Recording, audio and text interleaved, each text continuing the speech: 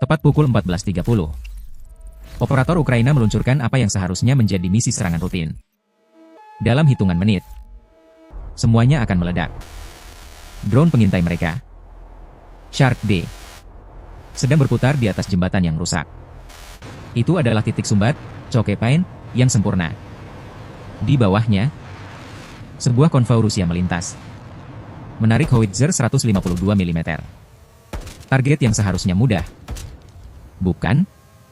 Namun, drone itu tidak lagi berburu. Ia kini sedang diburu. Setiap kali drone itu mengirimkan video kepada operatornya, pada dasarnya ia berteriak, "Saya di sini," ke spektrum elektromagnetik. Dan pihak Rusia memiliki alat untuk mendengarkannya.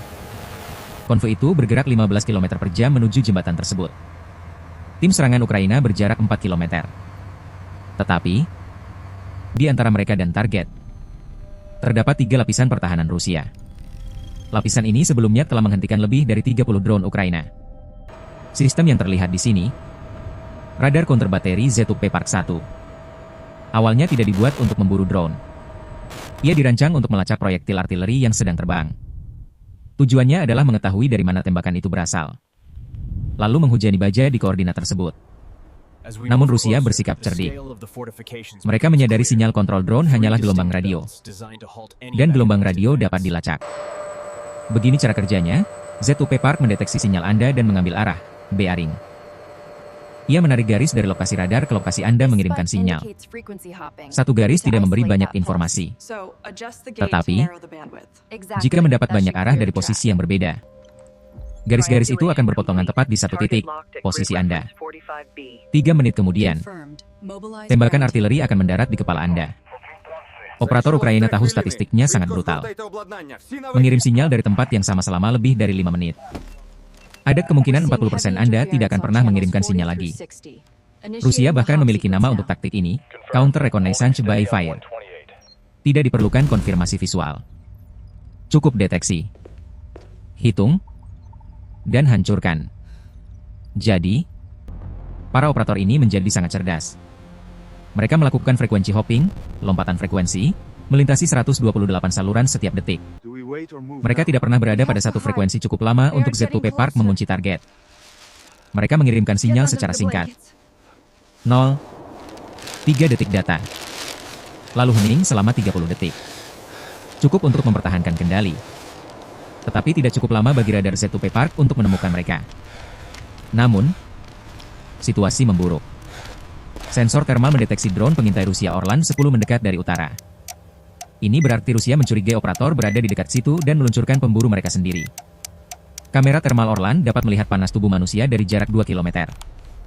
Tim Ukraina harus membuat pilihan, tetap mengawasi target, atau bersembunyi di bawah selimut thermal dan menjadi buta. Mereka memilih bersembunyi. Tetapi sebelum itu, mereka harus memperingatkan tim serangan yang berjarak 4 km. Prosedur standar adalah serah terima radio langsung, mengirimkan koordinat, vektor, dan waktu. Namun itu berarti kedua tim akan mengirimkan sinyal secara bersamaan, menggandakan jejak elektromagnetik mereka. Sama saja dengan memasang target di kedua posisi. Sebagai gantinya, mereka melakukan sesuatu yang cerdik. Shark D menjatuhkan apa yang mereka sebut digital breadcrumb, jejak digital. Satu paket terenkripsi kecil pada 433 MHz. Frekuensi yang tidak dipantau Rusia untuk kontrol drone. Koordinat GPS, kecepatan konvoi, kondisi angin, dan vektor serangan optimal semua yang dibutuhkan tim serangan. Total waktu transmisi 0, 3 detik. Terlalu singkat untuk triangulasi. Terlalu terenkripsi untuk didekode. Dan berada pada frekuensi yang salah untuk diperhatikan. Tim serangan menerima paket tersebut. Konvoi sudah setengah jalan menuju jembatan. Bergerak dengan kecepatan berjalan di tengah puing-puing logam dan beton yang hancur. Mereka hanya punya waktu sekitar 10 menit sebelum konvoi melewati choke point itu. Tetapi, di antara mereka dan target, ada 3 lapisan pertahanan Rusia.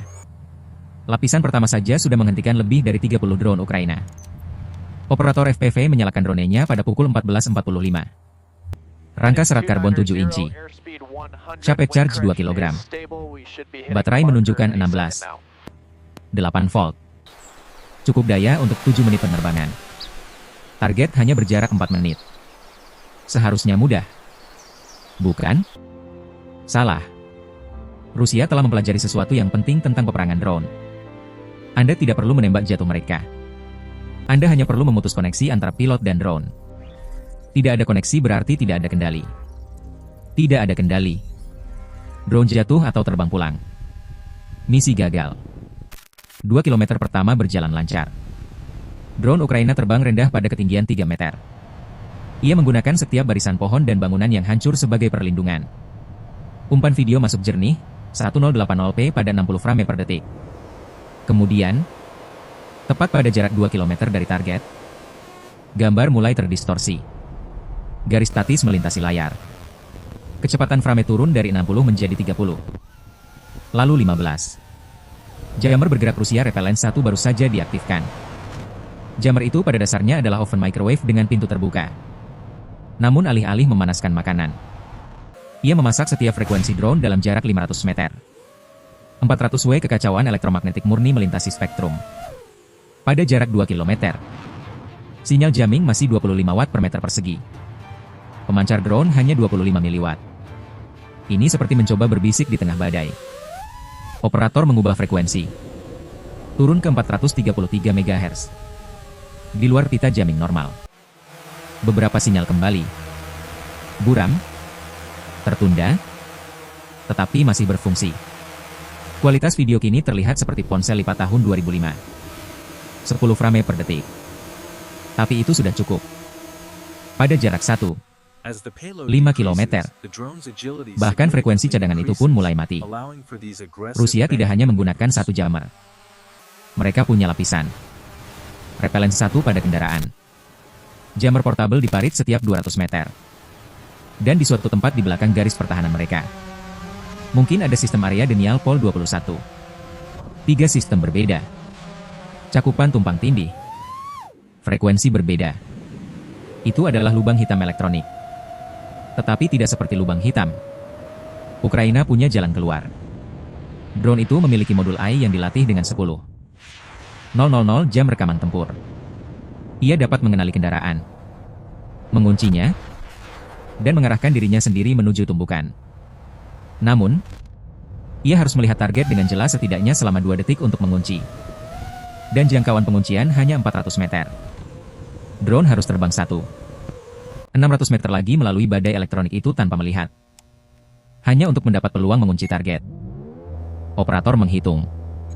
Posisi terakhir yang diketahui ditambah kecepatan konvoi dikalikan waktu yang berlalu. Truk itu seharusnya berada tepat di tengah jembatan. Ia beralih ke navigasi buta, dead retconning. Tidak ada video. Hanya data instrumen. Arah kompas 073.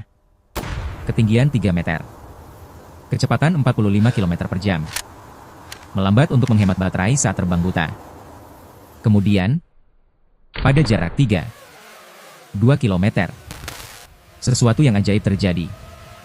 Selama tepat 1 frame, Januari 60 detik. Video berkedip kembali. Jembatan itu mungkin berjarak 800 meter. Truk itu persis di tempat yang dihitung matematika. Melindas balok yang bengkok. Kemudian statis kembali. Tetapi 1 frame itu sudah cukup. Operator tahu ia berada di jalur yang benar. 400 meter penerbangan buta lagi. Dan AI bisa mengambil alih jika drone berhasil sejauh itu. Pada 3 km, video tiba-tiba kembali jernih selama beberapa detik.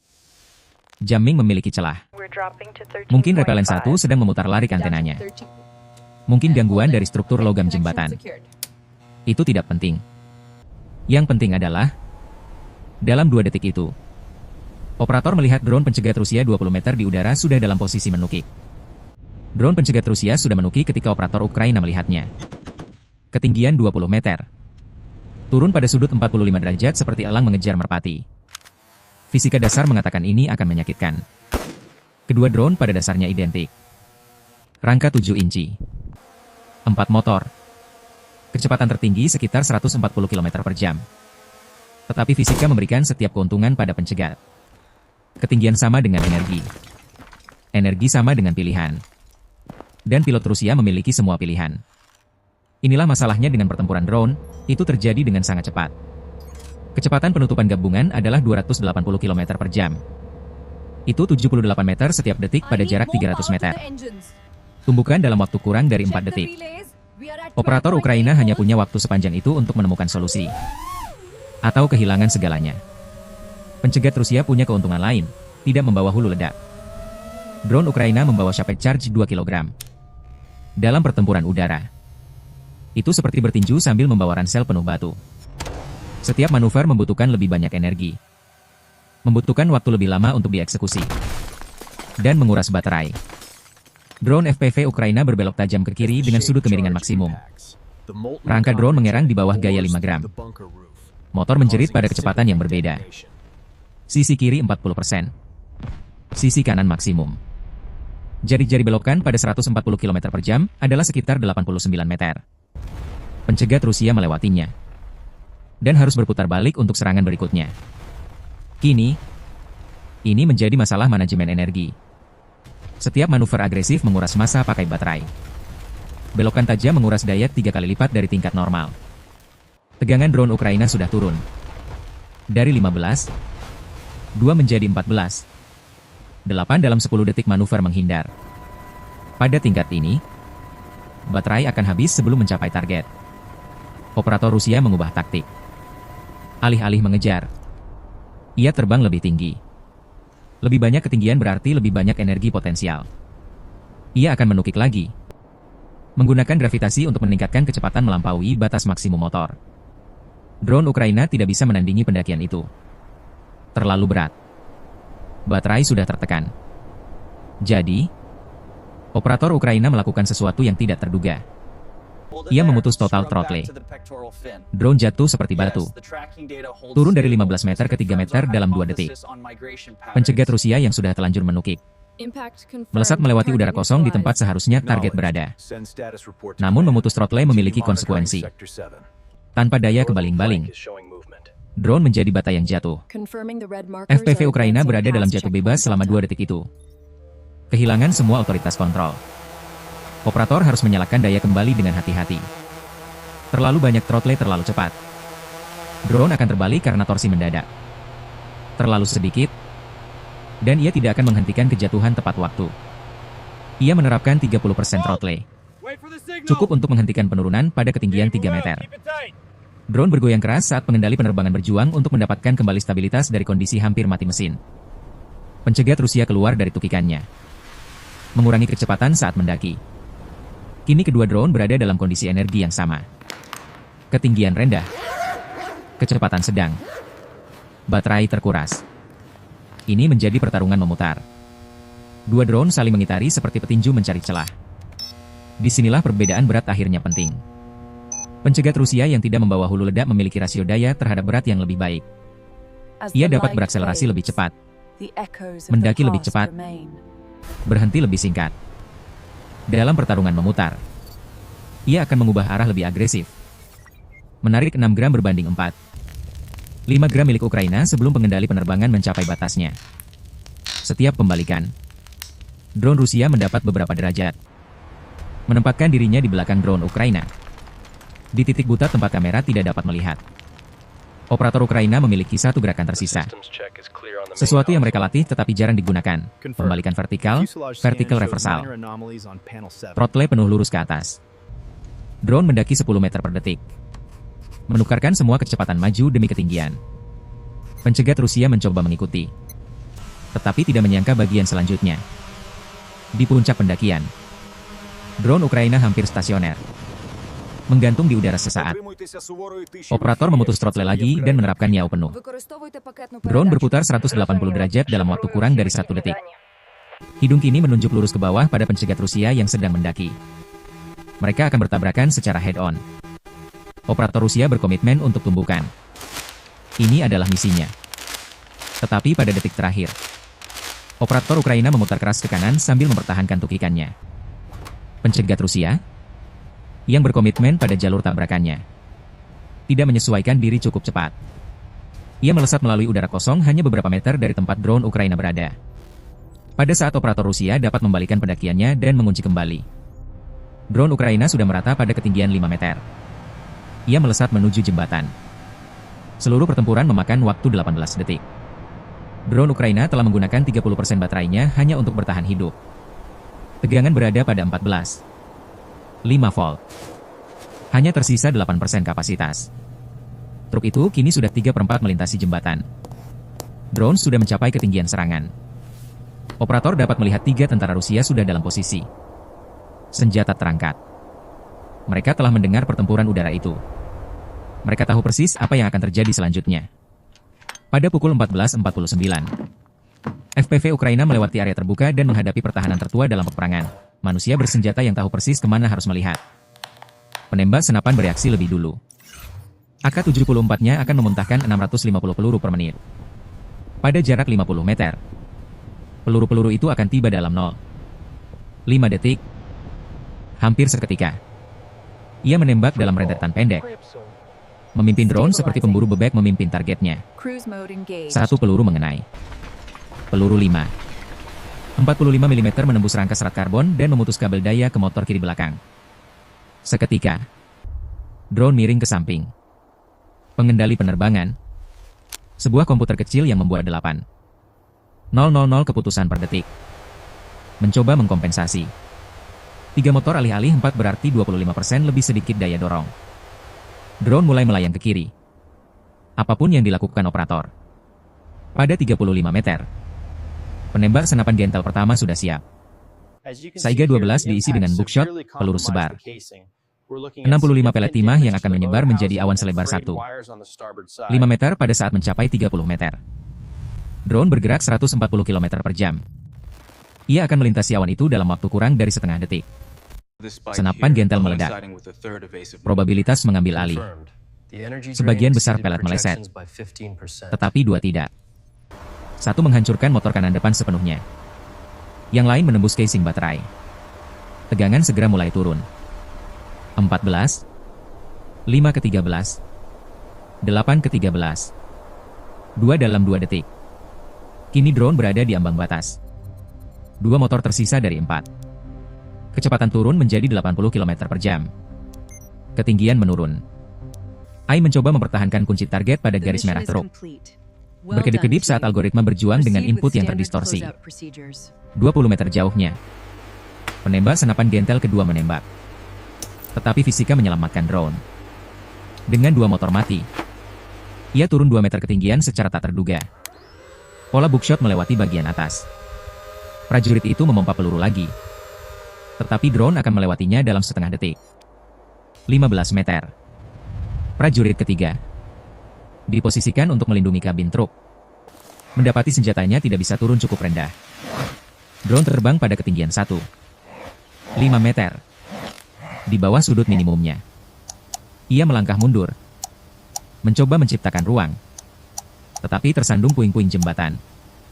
10 meter. AI membuat perhitungan akhirnya. Operator ingin menghantam kabin, melumpuhkan amunisi, dan meledakkan seluruh benda ini berkeping-keping. Algoritma menyesuaikan. Tegangan baterai kini 12,8 volt, di bawah ambang batas minimum. Daya dorong 40% dan terus menurun. 5 meter. Sensor kedekatan magnetik mempersenjatai dirinya sendiri. Tumbukan terjadi pada pukul 14.49 dan 47 detik. Drone menghantam hanya pada 62 km per jam. Jauh lebih lambat dari optimal. Tetapi cukup. Jet tembaga menembus lurus ke ruang penyimpanan amunisi. 8 proyektil artileri 152 mm meledak secara simultan. Ledakan mengangkat truk setinggi 2 meter. Dek jembatan yang sudah rusak retak di bawah tekanan berlebih. Truk itu terbalik ke samping. Meluncur dari bagian yang patah. Truk, artileri, semuanya jatuh ke sungai di bawah. Drone pengintai Shark D masih berputar di ketinggian. Merekam semuanya dalam definisi tinggi. Tentara Rusia menatap penyeberangan mereka yang hancur. Asap membumbung 200 meter ke langit. Jembatan alternatif terdekat berjarak 15 km. Ini adalah realitas baru peperangan. Setiap saat diawasi. Dan di suatu tempat, selalu ada operator dengan drone 7 inci yang menunggu momen mereka.